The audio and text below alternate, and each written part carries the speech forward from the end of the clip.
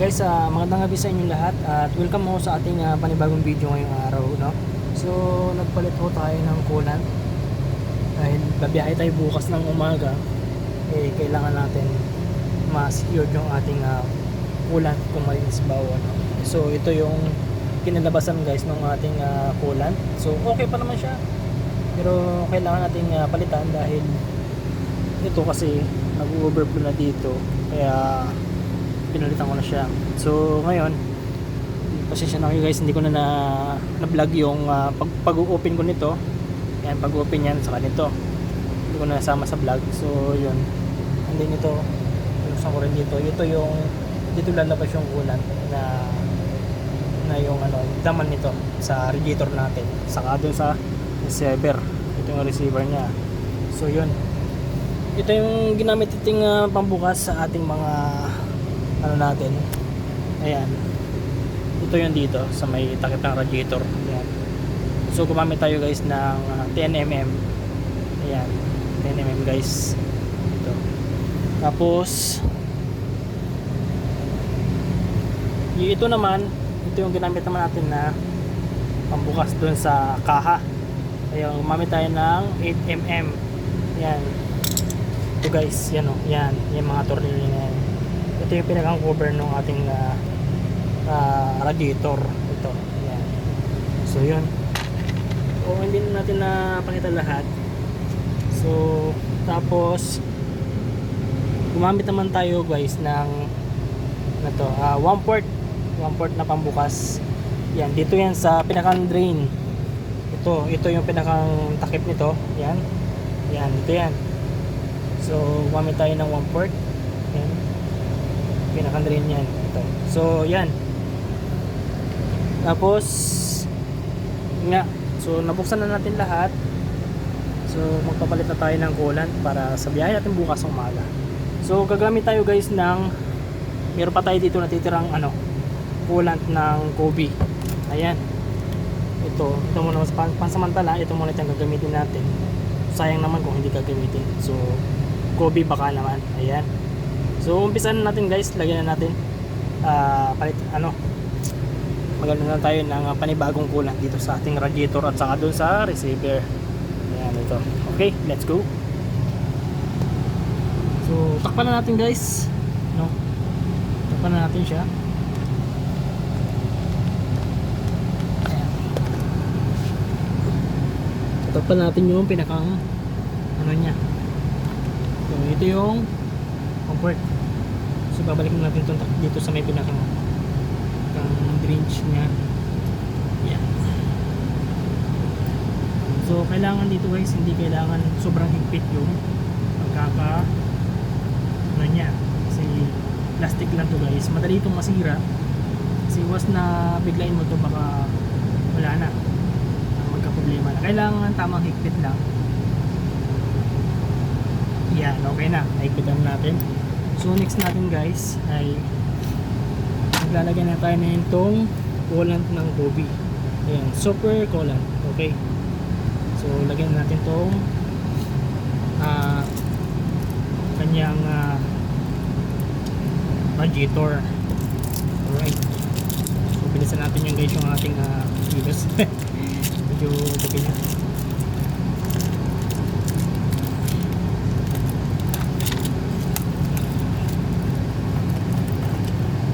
So lagyan natin guys.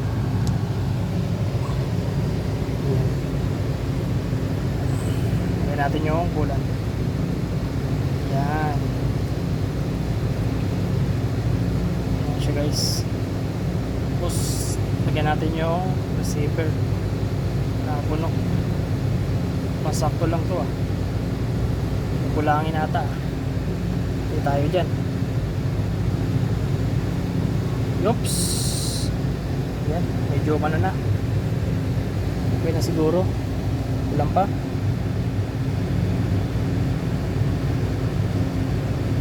Yan, so okay na yun. Lagyan natin sunod itong receiver naman. Lagyan natin.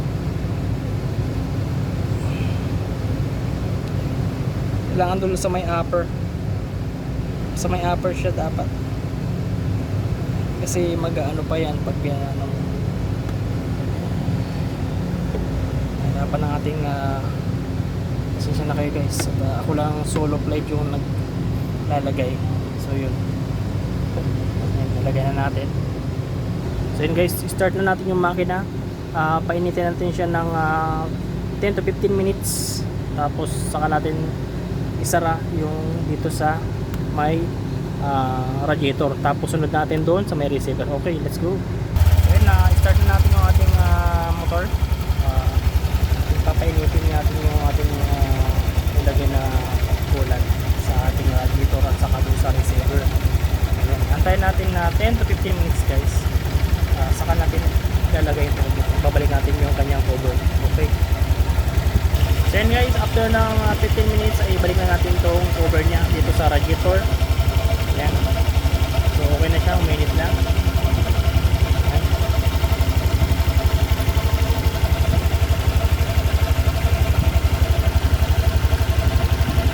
Then huwag masyadong higpit dito kasi baka malos thread. Magkapulo yan, nagka-problema.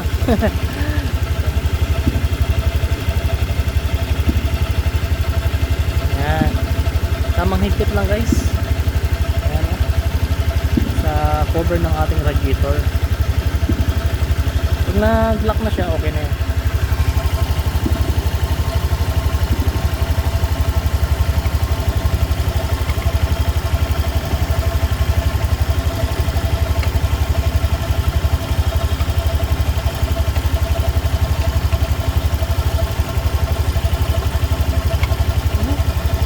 Ayan na ba?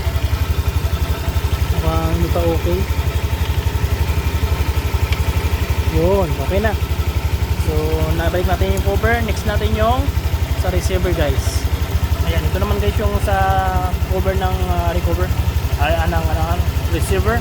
Ayan, nilagyan natin. So, lagyan natin yung mga dapat ilagay at ibalik. Ayan, balik natin yung cover. Ayan siya. Ayan. So, next natin, break natin yung kanyang guys, balik natin yung kanyang tornilyo. Medyo umaangat, so medyo may problema na yan natin sa cover ng ulan. Okay, umaangat dito.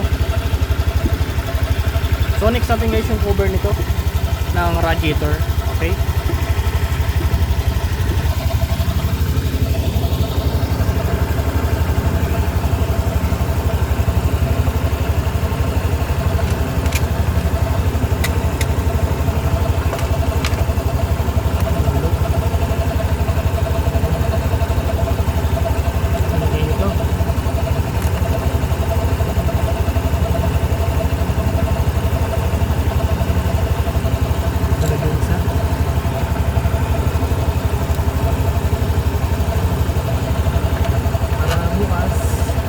yung biyahe natin tayo ano sa kalsada.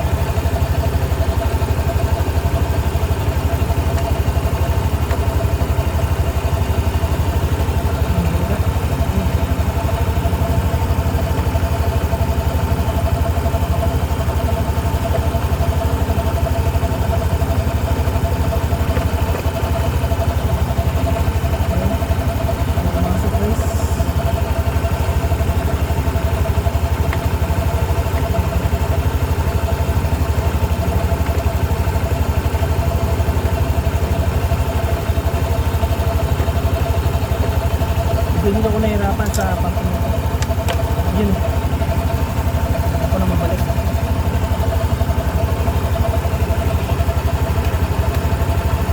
Oh. Grabe.